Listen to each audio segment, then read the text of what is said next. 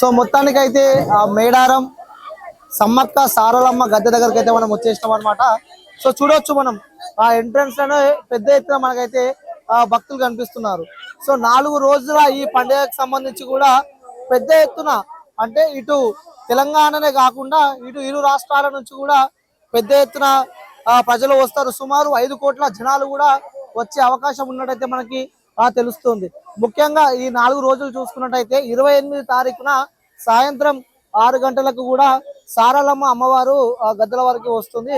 So వారితో పాటు కూడా గోవిందరాజు పగడిద్దరాజులు కూడా ఈ యొక్క గద్దె దగ్గర కూడా వాళ్ళు రానున్నారు.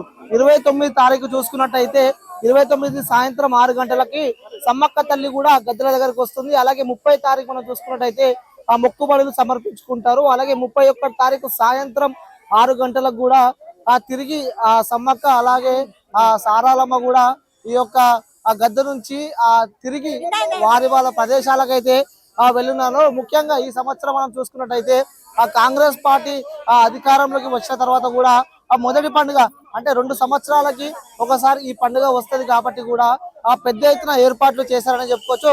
సో మీ అందరికి నేను విజువల్ లో మీకు క్లారిటీగా చూపించే ప్రయత్నం అయితే నేను చేస్తా. సో మీరు ఇక్కడ చూడొచ్చు ఈ యొక్క మనకి గద్దెకి సంబంధించి కూడా ఈ యొక్క గద్దె చుట్టుపక్కల కూడా వీళ్ళు చాలా పెద్ద ఎత్తున ఏర్పాటు చేశారని చెప్పుకోవచ్చు.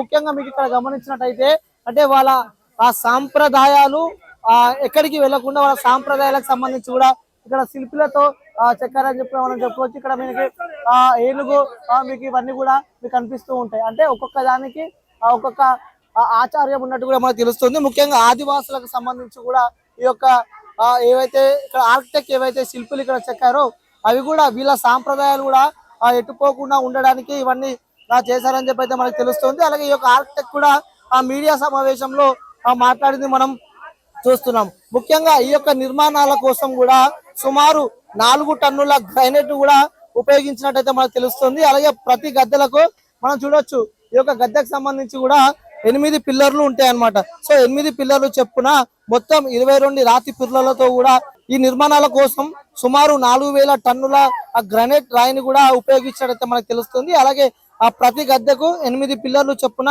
32 రాతి పిల్లర్లతో కూడా ఈ యొక్క గద్దెలు ఏర్పాటు చేసినట్టయితే మనకు తెలుస్తుంది. సో ముఖ్యంగా చూసుకున్నట్టయితే పగిడిద్దరాజు అలాగే గోవిందరాజుల గద్దెలు కూడా ప్రభుత్వం చాలా కొత్తగా రూపొందించిందని చెప్పుకోవచ్చు. సుమారు ఈ యొక్క శిల్పీలు చెక్కుతున్నారు అది ఎవరైతే శిల్పులు ఉన్నారో సో మీకు ఏదైతే నేను చూపించిన గోడలు ఉన్నాయో గోడలపై కూడా ఆదివాసుల సంస్కృతి సాంప్రదాయాలను ప్రతిబింబించేలా చాలా అద్భుతంగా శిల్పీలు కూడా చెక్కారు. అంటే చూసుకున్నట్టయితే మీకు ఏవైతే ఉన్నాయో 7,000కు పైగా చిత్రాలు గీసినట్టయితే మనకి సమాచారం వస్తుంది. ఒకసారి మీరు విజువల్ లో చూపించే ప్రయత్నం అయితే చేస్తా. మీకు ఏవైతే ఇలాంటి కనిపిస్తుందో ఇలాంటి చిత్రాలు కూడా సుమారు 7,000కు పైగా చిత్రాలు కూడా వీళ్ళు రూపొందించినట్టయితే మనకు తెలుస్తుంది. సో ముఖ్యంగా ఈ యొక్క ఏర్పాట్లకు సంబంధించి కూడా ప్రతిష్టాత్మకంగా కీలకంగా తీసుకున్నట్టు ప్రభుత్వం అయితే మనకి తెలుస్తూ ఉంది. ముఖ్యంగా దేవాదాయ శాఖ మంత్రిగా ఉన్న కొండా సురేఖ అలాగే మంత్రిగా ఉన్న సీతక్క ప్రజెంట్ లోకల్ ములుగు వాసి అలాగే ములుగు ఎమ్మెల్యే కాబట్టి కూడా తను అనునిత్యం ప్రజల్లోనే ఉంటుంది. తను కూడా ప్రతిరోజు ఈ యొక్క ఏర్పాట్లని పరిశీలిస్తున్నట్టయితే మనకి తెలుస్తుంది. సుమారు 4 నుంచి 5 కోట్ల జనాలు కూడా వచ్చే అవకాశాలు ఉన్నట్టయితే మనకి తెలుస్తుంది. సో వెళ్దాం మీకు నేను అక్కడికి వెళ్ళి నీకు నేను చూపించే ప్రయత్నం అయితే చేస్తా. సో ఎక్కడ ఇంత ముందుకి ఈ యొక్క ఏర్పాటు చేసిన సందర్భంలో కూడా పగిడిద్దరాజు గద్దె అలాగే గోవిందరాజు గద్దెలు కూడా అక్కడ నుంచి మార్చి ఇంకొక ప్రదేశానికి కూడా వాళ్ళు షిఫ్ట్ చేసినట్టయితే మనకి తెలుస్తుంది. ఒకసారి మీకు నేను అక్కడ కూడా వెళ్తా అక్కడ కూడా వెళ్ళి క్లియర్ గా చూపించే ప్రయత్నం అయితే చేస్తా. సో ఇది ఇక్కడ మీకు కనిపించేది మాత్రం సమ్మక్క గద్దె. అక్కడ మీకు ఒకసారి అటు టర్న్ చేసుకుంటే మీకు అక్కడ కనిపించేది కూడా సారలమ్మ గద్దె. సో ఇక్కడ నుంచి మీరు జూమ్ చేసుకున్నట్టయితే దానిపైన గోవిందరాజు అలాగే పగిడిద్దరాజు గద్దెలు కూడా మనకు కనిపిస్తూ ఉన్నాయి. ఇంత ముందుకు అక్కడ లేవు కానీ ఇప్పుడు ప్రభుత్వం వచ్చిన తర్వాత కూడా ఈ యొక్క గద్దెలను ఎవరైతే ఏర్పాటు చేశారో వీళ్ళని కూడా ఇటు పక్క నుంచి కూడా అటు పక్క షిఫ్ట్ చేసిన సందర్భాలు మనకు ఉన్నాయి. సో మీకు క్లియర్ గా నేను చూపిస్తే మీకు అక్కడ ఏదైతే మీకు ఇక్కడ కనిపిస్తుందో చుట్టుముట్టు మొత్తం అక్కడ మీకు ఫెన్సింగ్ చేసి మధ్యలో మీకు గ్రీన్ కలర్ వాల్ ఏదైతే కనిపిస్తుందో అది గోవిందరాజు ఇంత ముందుకు అక్కడ ఉండే.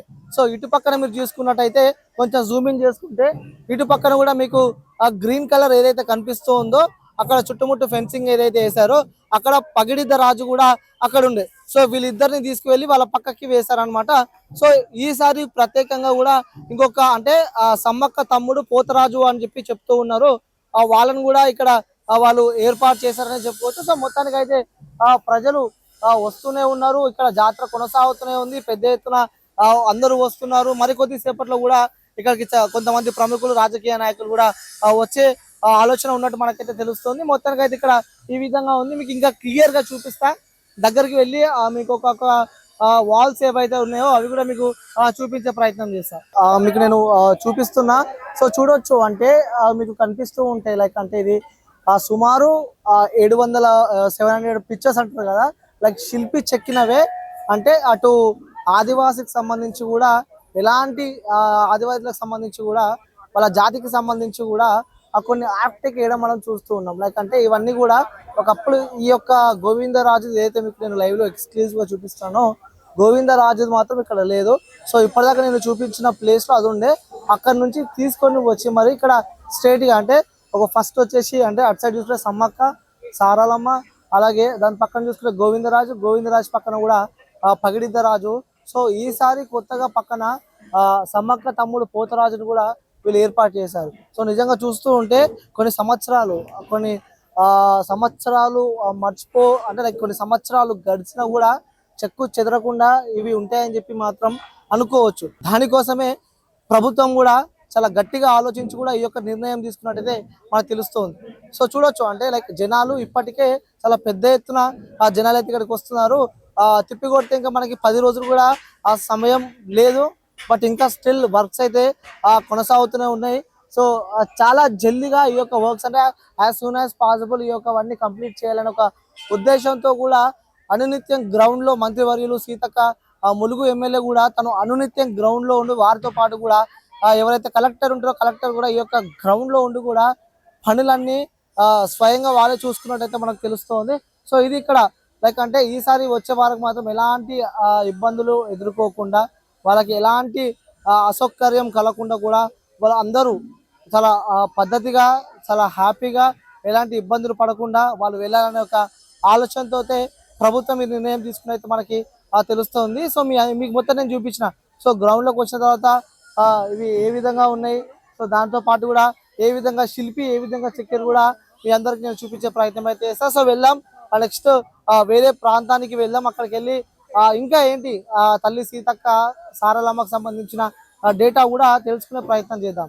సో ఇంకొకటి మీరు చూడొచ్చు, ముఖ్యంగా ఈ యొక్క మేడారానికి సంబంధించి కూడా సో ఇలా అంటే ఇక్కడ మనకి కనిపిస్తూ ఉన్నాయి. అంటే ఇక్కడ కోడిలను కూడా వీళ్ళు పైకి ఎగిరేసే ఆచారం కూడా ఇక్కడ ఉన్నట్టు మనకి తెలుస్తుంది. ఒకసారి మాట్లాడదాం. ఎందుకు కోడిలను ఎగిరేస్తున్నారు అంటే ఏం చెప్తున్నారు? అమ్మవారికి సంతోషంగా ఎగరేస్తున్నాము. సంతోషంగా దేవుడి కాడికి వచ్చి మొక్కులు మంచిగా అప్పచెప్పింది కాబట్టి దేవుడు మంచిగా అప్పచెప్తున్నాం. మాకు మంచిగా ప్రేమ కలిగింది కాబట్టి. అంటే కోడిని వాళ్ళే తీసుకొని పోవాలా లేకపోతే ఎగరేసి మళ్ళీ మీకేయాలా? ఎగరేసి మళ్ళీ దేవుడికి మొక్కుకొని కోసుకొని తిని వెళ్ళిపోవటం. ఉట్టి ఎగరేయచ్చా? అట్లా ఎగరేసి మళ్ళీ మీకు ఇవ్వచ్చా? అట్లా ఉట్టిగా ఎగరేసుకున్న తర్వాత దేవుడికి అప్పచెప్పి మళ్ళీ తర్వాత మన కోడిని మనం బయటికి తీసుకెళ్లి కోసుకొని తిని వెళ్ళిపోవటం. ఎక్కడ ఆచార్యం ఎక్కడి నుంచి ఉంది? ఇంటికాడ మొక్కున్నాం కాబట్టి మనకు మంచిగా సంతోషంగా మన మొక్కు తీర్చింది కాబట్టి అమ్మవారికి అప్పచెప్పిపోతున్నాం. ఎక్కడి నుంచి వచ్చింది మీరు? జులూరుపాడు నుంచి. ఎక్కడది? తెలంగాణ కొత్తగూడెం మండలం భద్రాచలం. అక్కడ నుంచి ఎగరేసి మరి కోడిని ఎగరేసారు. ఏమని మొక్కున్నావు? కోడిని ఎగరేస్తామని మొక్కుంటే అంతే అప్పచెప్తాం. చెప్పిరా మంచిగా అయిందా మరి? చిన్నప్పుడు మా అమ్మ ఏం చేసిందట, మా నాన్నమ్మ కోడి ఎగరేద్దాడే ఎందుకు వద్దన్నదట. వద్దని కొంచెం అంటే మా నాన్నమ్మ కాట కలిసింది, మడిలో గుండెలో పోయినాయి మా నాన్నమ్మ. ఈ 10 రూపాయలతో గంత నష్టం వచ్చింది. అనుభవంతో వచ్చినప్పుడల్లా పక్క మీరు ఇది చేస్తాం. ఎక్కడ నుంచి వచ్చిరమ్మా? కరీంనగర్. ఎప్పుడు వస్తుంటారా? ఎప్పుడు ప్రతి ఇయర్ వస్తాం. ఎలా ఉంది ఈసారి కొత్తగా గద్దెలు కూడా ఏర్పాటు చేశారు? ఇప్పుడు చేస్తే లాభం, ముందే చేస్తే మనకి చూడడానికి మంచిగా కనబడుతుంది. ఇప్పుడే అంటే ఏర్పాటు చేశారు కదా, ఇంకా పండుగ డేట్స్ 4 రోజులు ఇంకా టైం ఉంది. చూడడానికి అందంగా కనబడు, డెకరేషన్ చూడడానికి బాగా అనిపించు అట్లా. అంటే పండుగ వరకు అయిపోతుంది అని చెప్పి అంటుంది మరి. మేము అందరం మర్చిపోతాం, ఏం లాభం? పండుగ రారా మళ్ళా? ఇప్పుడు వస్తావా? ఇప్పుడు వచ్చే పెద్ద ఇది ఉందంటే మళ్ళీ వస్తామా బాబు? అంటే జాతర జనం ఉంటారు కదా, అట్లా నేను